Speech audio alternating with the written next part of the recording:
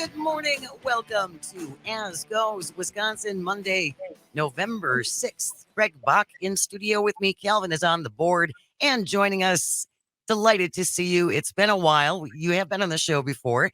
Welcome, Wisconsin Secretary of State Sarah Godlewski. Good morning. How are you? Well, hello, Jane. It's so good to be here. I am great, and please send my regards to Kristen as a new mom. I totally get it as a mom of a 3.5-year-old. Oh, you have a 3.5-year-old. Oh, so you're busy too. Still doesn't want to sleep. Wants to hang out all the time, and yeah, it's fun. It's fun, but these are things that we're dealing with. In fact, I'm surprised he hasn't heard that I'm talking about him and run into my office and say, "Hi, everybody." I mean, he's sometimes more gregarious about these things than I am. So. Oh, that's great. Well, you have been busy, and you're putting on some miles, aren't you? Yes, one of the things that became very clear when I got into this role as Secretary of State was there's a lot of mis and disinformation about this role. And so we've got to, I know, shocker. So we are committed to traveling the state, talking about the office. And I will tell you guys, when I walked into this office, I thought that it was going to be in a lot better position than when I walked into the state treasurer's office. I mean, as you guys might have heard, when I walked into the treasurer's office, there were wires hanging down from the ceiling. They cut off my Wi-Fi, and they literally gave me a pay-as-you-go flip phone as a way to talk to constituents, because it was clear the Republicans were like, who needs checks and balances? Let's do whatever we can. And it's very, it really reminds me of where I was 4 years ago with as many of the attacks and what they've done in setting up barriers for this office, and not only a check and balance, but best serving the people of Wisconsin. So you say you walked into the office with the expectations, and then you saw the reality, which is disinformation and misinformation. What are some of the biggest hurdles you had to overcome in the opening days of your time there, like coming at you, like people just coming at you with their thoughts on the position? Yeah, well, for starters, I mean, when it was announced that I was going to be appointed Secretary of State after Doug had been there since 1971, which is a long time. And yeah. He was the longest serving Secretary of State in our nation's history. Wow. And so it took everybody, I think, for surprise. I mean, including myself. I mean, the governor asked me to step into this role on a Wednesday. And I immediately, of course, said yes. I mean, when the governor, you're sitting right across the room from him and he's asking you to serve, you say, yes, I'm honored, which I totally was. Yeah. I just expected I would have a little bit more time to prepare for this. And when I followed up and I said, Governor, I'm honored that you have thought of me for this role. I'm like, how much time do I have to put together my PowerPoints and do all my research? And he's like, what are you doing on Friday? And I'm like, wait, this Friday? And he's like, yeah, 48 hours Friday. And I'm like, I guess I'm serving as Secretary of State. And he's like, right answer, Sarah. So then quickly fast forward to on Friday morning, I get a knock on the door, and my 3-year-old's running around, and it is someone there to swear me in. And I thought it was going to be a bit more of a ceremony. I would have more time. So I took the oath of office in my Packer pajamas, which I don't think it could have been any more Wisconsin, candidly, than that. I think if someone would have handed you like an old fashioned afterwards. Right. Oh, good job, Secretary. That's a good swearing in. That's a good swearing in. I know. And to cap it all off, my husband's still like, what's going on here? Did not comprehend. So you guys can imagine, after all of this happening very quickly, when the announcement was made, something with the mis and disinformation has been, this has been something Sarah's been planning. It's the big conspiracy theory. I dropped out of the Senate race for this glorious Secretary of State role that's in the basement. It's so sexy. It's so sexy. Oh, yeah. Man. I mean, why would you want to be a U.S. Senator when you can be Secretary of State? I mean, it's just kind of, so we were, dealing with that on the onset, that this has been something that we've been planning, when it couldn't be further from reality, when I'm just trying to figure out what this office does and just transition my life back. I was in the private sector for 4 great months, and then I'm back in the public sector again. So, Well, you talk about it's definitely the perfect description of hit the ground running. So how do you put together an agenda at that point? You were talking about PowerPoints. You're like, you get in on a Friday, you find where the coffee is, and now you're like, all right, let's get going. What's the process? Well, and that's just it, Greg.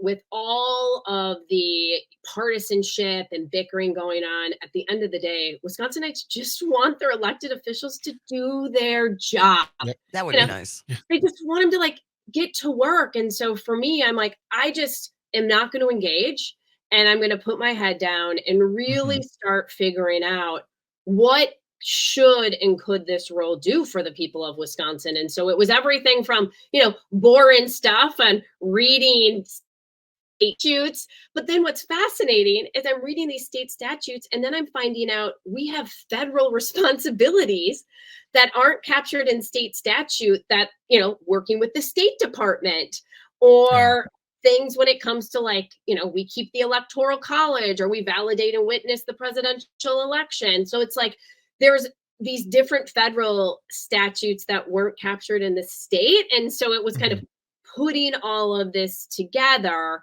to make sure we were actually doing our job for the people of Wisconsin.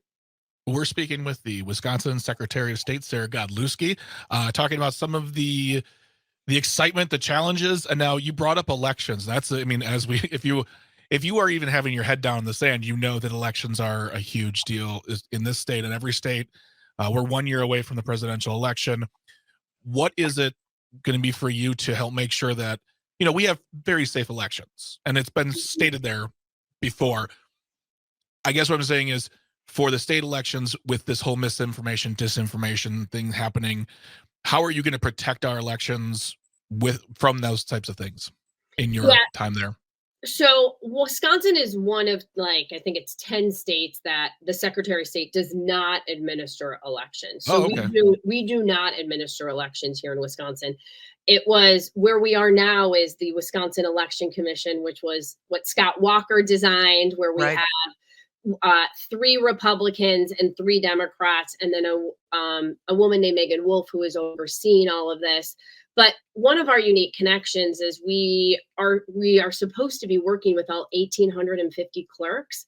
And I will tell you guys, when I travel and talk to some of these clerks, the attacks that they are hearing, are experiencing hands-on, is just horrifying. And these are public servants that got into the job because they believe in making a difference, but they're getting all this pressure where if they don't believe into the ultra mega kind of conspiracy theory, that then, they're just not going to see the end of it. And so I think something that we've been working really hard on is, how do we help build capacity with our clerks? And also at the same time, how are we working to address this mis and disinformation? Because it's so critical as we look at the important roles that all 1,850 play across our state. Well, and I can only imagine in some of these smaller communities, for these clerks, they know everybody in town.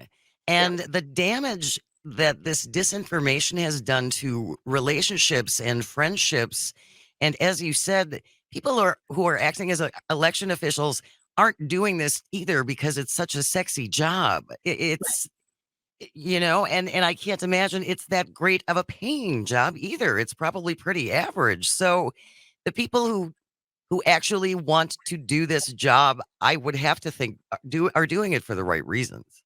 Oh, 100%. They are these great public servants that are, elections isn't the only thing that they do. They're doing everything from record keeping to marriage licenses to all sorts of different vital records that we need for our communities. And so it's really important, and we're losing them. We're not able to find replacements. And so this is something that is really important to the fabric of operations with government, and honestly, the fabric of our democracy. We only have a couple more minutes left with you, Secretary. And one of the things I wanted to touch on, when I worked in Racine for the mayor, one of the things he always talked about was economic development within the city. I know that's one of the things that you are very focused on as well. Can you speak a little bit about what you're going to be doing with regard to that? Yeah. So one of the unique responsibilities is I now chair a $1.4 billion trust fund, and that helps to finance our public schools. So we provide an annual distribution for our public schools for books and technology. And we also do financing across the state. We help finance local community projects, and we've done that to the tale of tens of millions of dollars, hundreds of millions. But my colleagues across the country, these other secretaries of state, have used their international responsibilities to advocate for their state. So think about Buy Wisconsin, and they've been doing like Buy Delaware. And so we know that there are so many opportunities to be advocating for our great, workers and our great industries, whether we think about timber to ginseng to healthcare. I mean, there is so much that we can be doing. And so we really look forward to helping to be a part of that ecosystem, because the more people advocating for this, the better. And I'm just curious, do you actually have a decent working cell phone now and like lights in your office? So the question is no, we still don't. And this is why we're being scrappy. And like, honestly, we're modernizing the office, and we've got a lot more coming on. But yes, we still don't have that quite yet, but stay tuned. Well, maybe one day. Maybe one day. Dream big, Secretary. Dream big. I know. It's been wonderful having you here. She is Wisconsin Secretary of State, Sarah Godlewski. Thank you so much for carving us a little time for us today. We really appreciate it. Thanks for having me. Have a great day. Stay with us. When we come back, we're talking a little bit about turkey. You're listening to As Goes Wisconsin on the Civic Media Radio Network. Good morning. Welcome to As Goes Wisconsin. Jane Matner in for Kristen Bry. Calvin's on the board. Greg Bach with me in studio, and you at 844-967-2789. 844-96. Party. Yes. All right.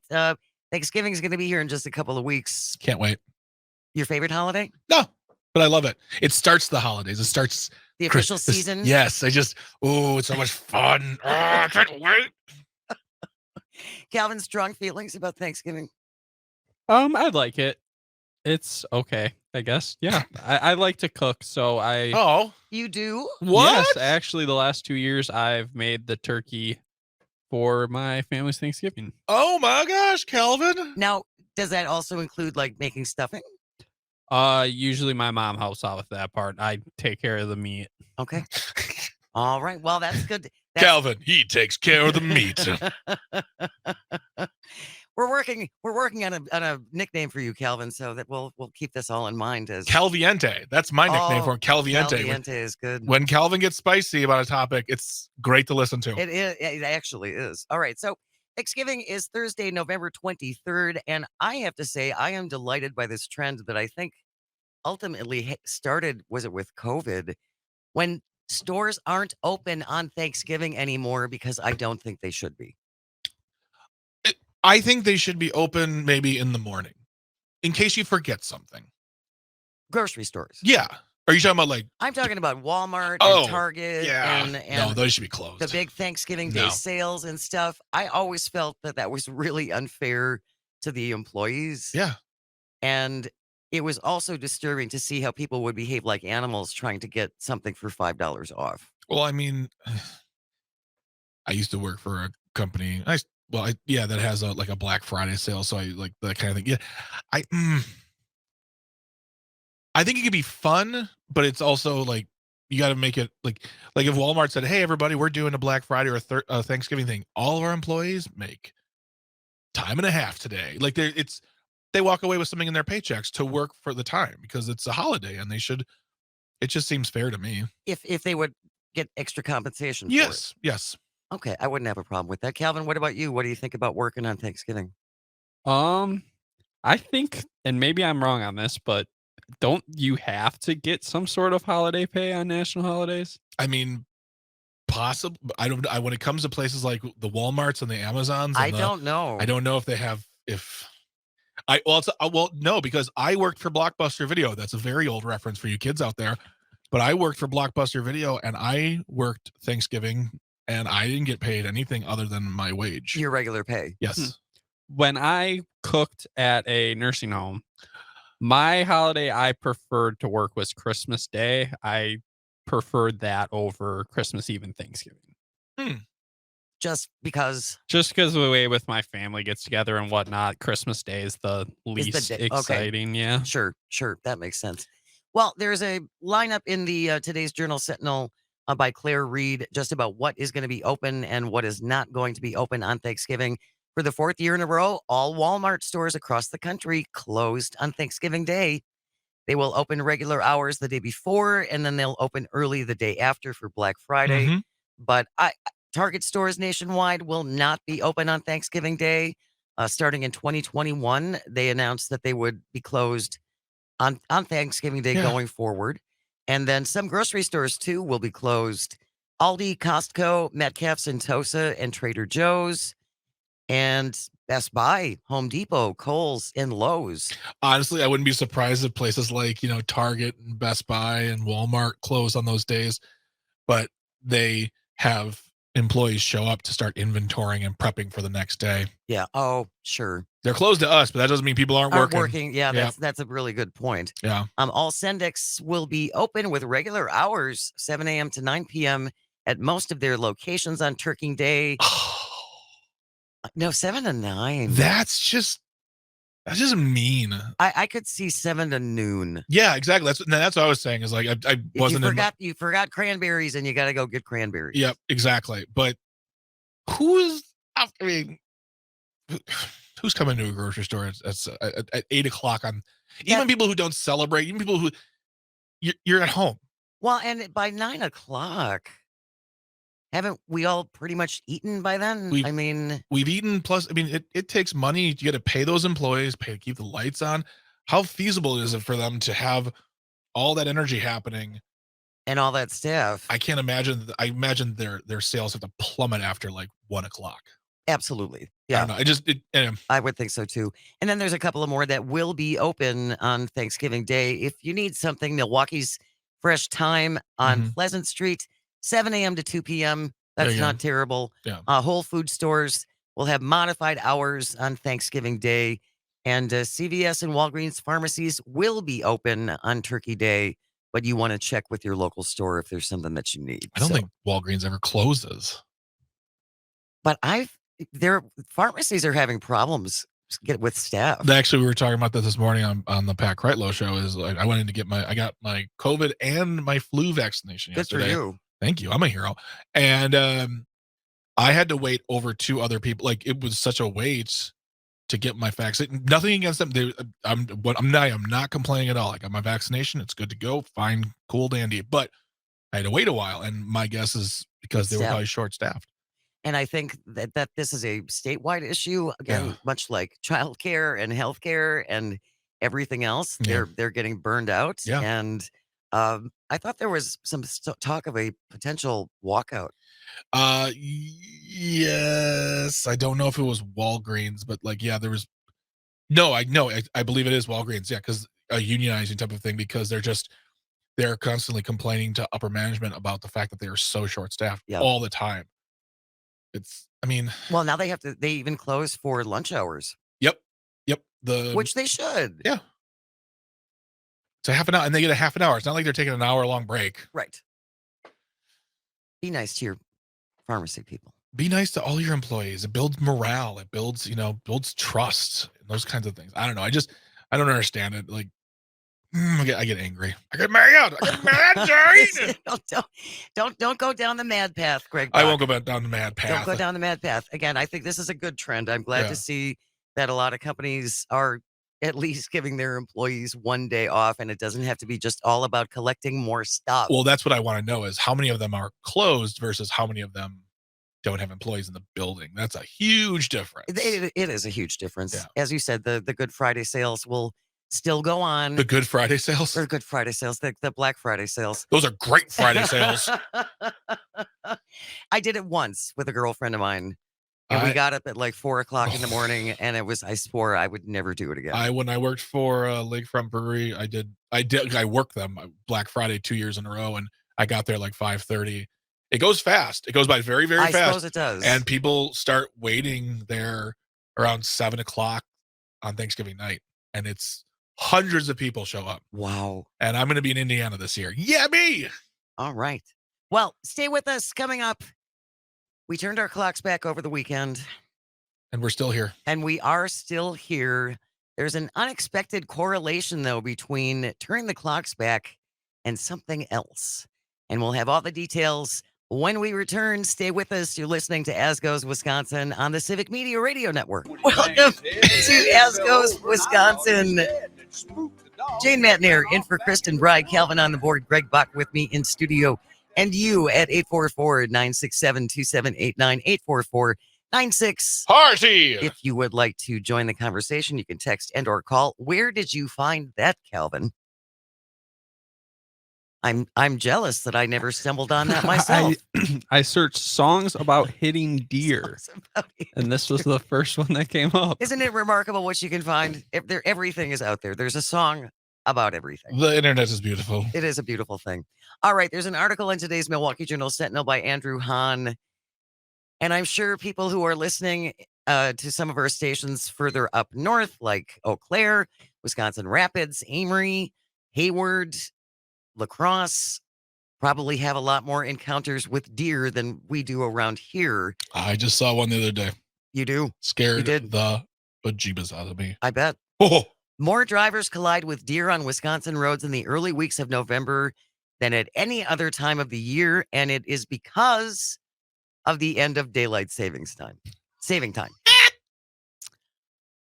Again, according to this article by Mr. Hahn, the clock reset on the first Sunday in November likely contributes to an annual increase in deer crashes because setting the clock back an hour almost perfectly aligns rush hour with dusk, which is when deer are particularly active. And this is the middle of breeding season for white-tailed deer. So there's lots of action going on. Yeah, there is. Oh, yeah. Oh, yeah. On average, I had no idea we had this many 16,000 deer collisions in Wisconsin every year. A year? 16,000. Have you ever hit a deer? No. Oh my gosh, it's terrifying. I'm sure it is. We hit one on the way home from a family vacation when I was little. I was asleep. And then I was not asleep, and the car was no longer moving because we had hit the deer, and the deer had busted the front of the car off. Wow. Yeah, it was just, the car started again. I don't know how, because we got home, but yeah, we hit the deer and the car just stopped dead in its tracks because the deer is huge. Well, this was before cell phones. Oh yeah, we got out of the car. My dad checked the front of the car. The grill of the car fell off. There was some smoke coming out of it, but he could still drive it. Wow. So yeah, it was limped along. Yeah, that's not fun at all. 844-967-2789, 844-96-PARTY. I'm just curious about what your encounter with a deer has been like. A very good friend of mine, this is a number of years ago, big motorcycle rider. Yeah. And he had a friend on the girl on the back, and they're driving along in Franklin, and a deer literally jumped onto the motorcycle. And he went skidding out. It was a really bad motorcycle accident. She managed to jump off and wasn't as seriously hurt, but the deer basically knocked him off his bike. Oh, okay, I see. All right, I thought you meant like the deer had. I don't mean to laugh because if they got hurt, that's terrible. But just the vision in my head of a deer just like jumping onto a motorcycle, like get your motor running. That would be the most Wisconsin thing. Yeah, ever, right. That is the most Wisconsin thing ever. Yes, a deer driving a Harley. Yeah, more drivers and passengers are injured in November than in any other month. In November of last year, an average 100 drivers collided with deer each day. Each day. I mean, that blows my mind. I'm surprised we don't see more about this on television, more PSAs and whatnot. You know what I mean? Like, if it's such a problem, you think we'd all know that, period. Like, it'd be common knowledge that these accidents happen in such great volume. In such large numbers. And Yeah. again, I'm assuming that people who live further north in the northern and northwestern and northeastern counties, probably they're like, yeah, this doesn't surprise me at all. This is a Tuesday. Yeah, it's just a regular Tuesday, and you got to be careful. And I always thought too, the one thing to keep in mind was there's never just one. Right? If It's like box elder bug. But if you see a deer across the road, you need to assume that there are several others. You should you should always assume that there's one around the same area, especially like, like little baby deers crossing the path with their mamas. I mean, it's just, yeah. I saw a deer. I've had 2 deer sightings in like a month now. There was one in Kenosha. I got off the freeway, and there was just a deer, like 6-point buck, just galloping down the road next to me along the property line of the building. Seriously. And honestly, it was scaring me because like I was doing like 35, 40 coming up on the speed limit. It was pacing me, and I'm like, all it takes is one moment for that deer to be like, well, I want to be over there now. Yes. And that's it. So like, I just let my foot come off the brake or the gas and let him. Yeah. Yep. He disappeared, but also I was just like, I'll lose. I will lose. Yes, absolutely. 844-967-2789, 844-96-party. Rob from Port Edwards. Good morning, Rob. Thank you so much for joining us. Hi there. I'm calling from bug tussle nowhere, and we are keister deep at deer. But truthfully, I had it much worse when I lived on Green Lake here. I moved up here a couple of years back. The amount of deer per square mile is astronomical. It's in the high 80s to low 90s. And the reason for my call is, why in the wide world of sports are the folks that are, quote, hunters and sportsmen rabble-rousing to have more deer? We get rid of all the wolves. The Indians are terrible. This, that, the other thing. I mean, there's a cost to this. I've hit 17 or 18 deer in my life, totaled out 2 vehicles. I can tell you, my Forerunner, just like in World War II, where they had the X's, for the kills in the side of the window, right, on the sill of the cockpit. Yeah, that's my Forerunner. Oh, it's just crazy. So I do not understand it. Where's the sportsman aspect? We have plenty of deer. Maybe thin the herd a little bit. Maybe take your time, shoot a little more accurately. Everybody's going to be okay, and you're not going to risk killing your kids or yourself. Lord knows, the poor animals getting it. That's my problem. And that's a really interesting point, though, Rob. I never considered that, actually. And I did see something else earlier this morning, that they expect that fewer deer will be harvested during this upcoming gun deer season. I'm not quite sure why that is, but good. I can't imagine hitting 17 deer over the course of your life. That's just terrifying. It's probably since I moved back from Iowa. I left and lived in Iowa for about 2.5 years. And when I came back, I think I was the poster child at the mail post office for the deer, because after that point, that was in like 2000, honest to Pete, at least once or twice a year for many years. Most recent was last fall that I hit a deer with my Forerunner. Oh my gosh. And it's getting old. Yeah, I bet. I mean, stop it, dear. Just leave me alone. Well, maybe they're just after you, Rob. They just want you. No, I'm joking, but I'm really sincerely glad I stopped driving brown Jeeps because they were fawn brown. Forerunner. They don't care. They're colorblind. Go with, I was going to say, go with orange. Maybe that would help. Thank you so much for calling, Rob. Be careful. Great day. Thank you. Out there. Bye-bye. Be careful on the roads. 844-967-2789. Talking about this article in the Journal Sentinel, that the number of deer vehicle crashes just skyrockets with the end of daylight saving time. And we're looking for your experiences with this. We have Mark, our friend from the SAC. Good morning, Mark. I don't know if it's so much the switch to daylight savings time is just that there's going to be deer collisions anyway this time of year. Maybe kind of adjust people's schedule where they're going to be out driving. But I mean, from personal experience, because I've had a few of them in my driving career, and you just got to watch out for the little rascals because they're all over the place. You never know when you're going to run into them because even in suburban areas now, there's deer running around. And this is some years ago. This is over 50 years ago. My Aunt Peggy, she actually hit a moose with her station wagon, and it ended up kind of in the back seat. That she wasn't seriously hurt, but I mean that was something to experience for her. Good heavens, moose! Moose are terrifying. Yeah, they're big. They're huge. Like mutant deers. Yes. Wow. She hit a moose and survived. That's amazing. Thank you for calling, Mark. Be careful out there.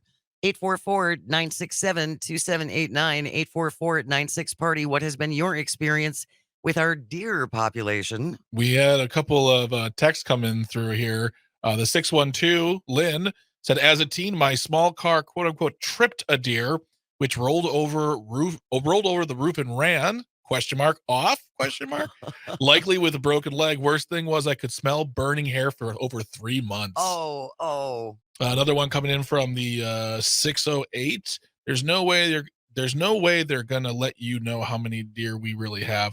Then that might interrupt their hunting season of wolves. Well, thank you. Okay. We have Tom from Grafton on the line. Good morning, Tom. Thanks for joining the show. Howdy. Well, I've had 5 collisions so far in my life. There's a couple of reasons why there's so many, though. One is CWD, chronic wasting disease. That's made it so a lot of people do not hunt deer anymore. Oh. Another reason is the cost, because it's not cheap to take 3 or 4 or 5 days off a week to go do that. And another big reason too is a lot of landowners will not let people on their land who they do not know, and that's really a big problem. In my view, there should be a law that for a few days that you would have a right to hunt their land, as long as you let them know. But it's obviously not that way. But honestly, there's a lot of deer down here in the southern part of the state too, because of all the agriculture with all the corn and stuff like Sure. that. When you've got corn, you've got deer, and actually there's less up north, way up in the woods, than there used to be because of the wolves. But I mean, we're not lacking for deer, but CWD is a big reason why people don't hunt deer anymore. Yeah. That's a really good point, Tom. That's a really good point. Thank you so much for calling, and be careful. Yeah, that's because I'm not from a hunting family, and that's not something that we ever did. It just wasn't top of mind, but I can certainly see, chronic wasting disease. That's frightening. And also makes sense what he was saying about the cost too, because when I was a kid, you had your rifle, you had some camouflage. Blaze orange wasn't even really a thing at that point when I was little. You would go out in camouflage. Well, I didn't. I didn't come from a hunting family, but then very soon, as I got older, blaze orange was introduced. And now it's like, guns aren't cheap, ammo isn't cheap, right. Transportation, as he said, deer stands aren't cheap. If you want one of those, you got to take 3, 4, 5 days off of work. Yeah, I mean, it's I'm sure there are people who do it every year, pass it down from parent to child, but it almost seems like a luxury now. Well, and as Tom said too, if you don't have a friendship or a relationship with someone who has a property where there are a large number of deer, then where do you go? Exactly. You can't just go take your shotgun willy-nilly anywhere. Well, that doesn't sound like the America I grew up in. Gavin, what about you? Did you come from a hunting family? My dad deer hunted a little bit. He maybe shot like 3 deer while I was around. Yeah, he's kind of lost interest in himself. Not something we're big into. Well, and again, it's a combination of lots of different things. And just a good reminder, according to this article in today's Journal Sentinel, to keep your eyes open, folks. Yeah. Because the next couple of weeks, it's going to be a little bit hairy, and we don't want you to be one of the 16,000 accidents we have on a yearly basis. That I come in through back of like Waukesha County, New Berlin area, Coffee Road, and Racine Avenue, and those areas are just, there's no light there. It's nothing. I come in at like 4:30. I'm on that road by 4:30 in the morning. It's still dark.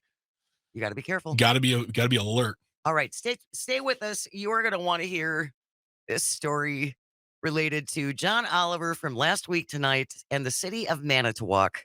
We have all the details coming up. Stick around. You're listening to As Goes Wisconsin on the Civic Media Radio Network. Good morning. Welcome to As Goes Wisconsin. Jane Matnair in for Kristen Bry. Greg Bach with me in studio. Calvin on the board. And you can join us. 844-967-2789. 84496. Party. You can call and or text. We were just kicking around an article in today's Journal Sentinel about the number of deer vehicle crashes we have in the state by Andrew Hahn. It's like 16,000 a year. And we have a couple of texts that I just wanted to get to real quickly. From the 541 in 2000, I just bought my pickup driving home in the dark. The deer watched the car in front of me pass it, then waited, and then jumped across the road, except now I was there. It broke the radiator hood, destroyed the front right quarter panel, deployed the airbag, bent the frame, $6,000 in damage. Truck was repaired, and I kept it until 2014. Another one, I've been hit by a deer twice from the 608. Yep, you read that right.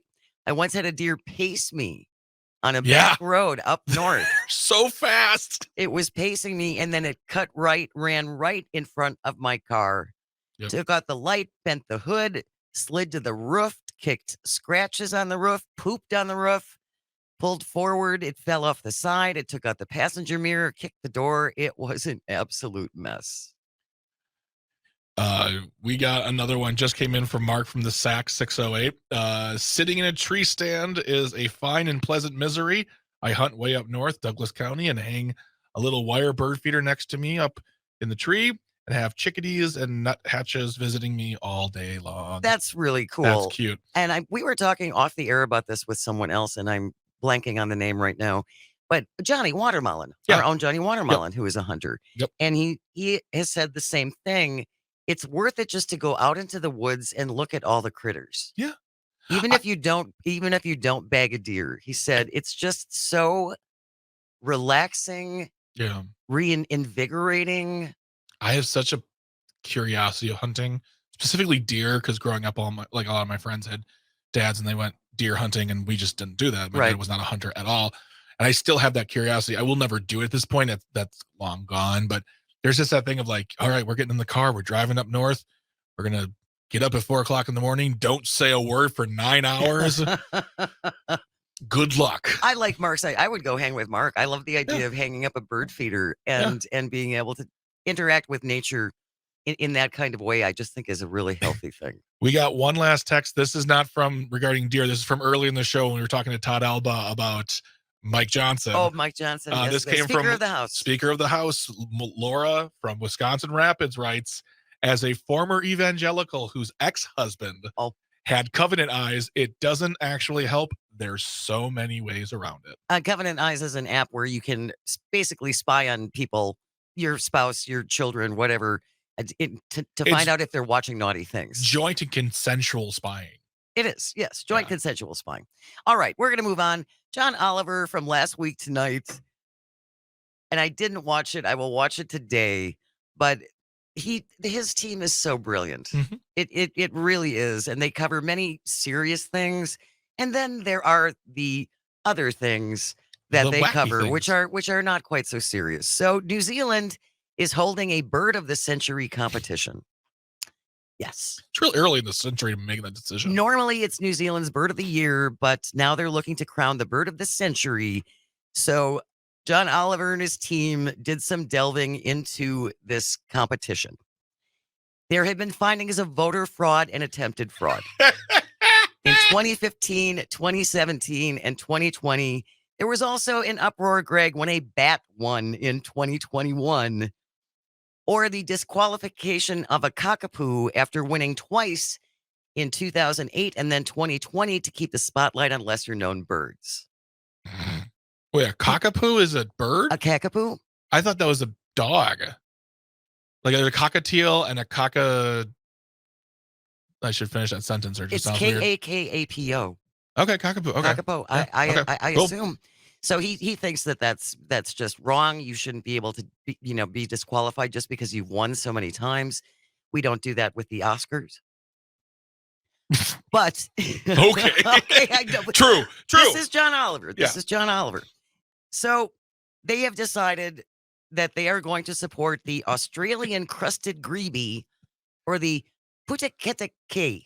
Putuketake. We're really excited to Right. Putuketake. This bird is great. It should be the bird of the century. He says the name is fun to say. They're known for carrying their babies on their backs and doing a mating dance, quote, where they both grab a clump of wet grass and chest bump each other before standing around unsure of what to do next. I've never identified with anything more in my entire life. It sounds like two dudes who just can't share their feelings with each other. So they have started, John Oliver's Last Week Tonight, they have started putting up movie parody posters for Lord of the Wings. Oh my. They've got billboards up now in India, Japan, France, Brazil, and Manitowoc.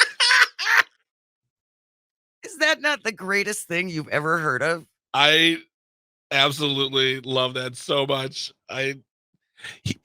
He's such a joy. He is. Now I want to go to Manitowoc just so I can see the billboard. Well, I mean, there's something else you want to watch with this show, though, I will say. You want to watch this show and be on the lookout for a friend of this show. That's right. A friend of this network. That we just found out about. Yep. A friend of this network, a friend of this show.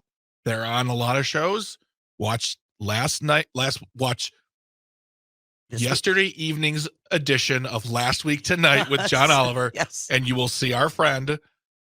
And it's going to be, I can't wait. I haven't seen it yet. I just found out this morning. As soon as I get home, I'm going to watch it. Absolutely. Yeah. Yes. Someone you have heard on this very program. Yeah. And someone I adore. We all do. But anyway, yes, highly suggest you go to Last Week Tonight. It's on HBO Max. Embrace the push for the Putuketake crowning as the Lord of the Wings. And well done, Manitowoc. I have to say I'm jealous. You made some rarefied air, Manitowoc. Absolutely. All right, stay tuned. Coming up next, we have the news is coming your way. After that, it will be the Todd Alba Show, a very, very fine program airing from noon to 2 across the Civic Media Radio Network. Tomorrow is Tuesday. That means that Dan Schaefer will be here. Can't wait. We will get recombobulated. Wish him a belated birthday. Yesterday was his birthday. I did see that on Twitter. Absolutely. And then we're going to talk about the GDP. And someone who knows what it is, who's going to explain it to me like I'm in 5th grade, because that's how I feel about the GDP. Awesome. I have questions as well. All right. That's all coming up. Stick around. You're listening to As Goes Wisconsin. This is the Civic Media Radio Network.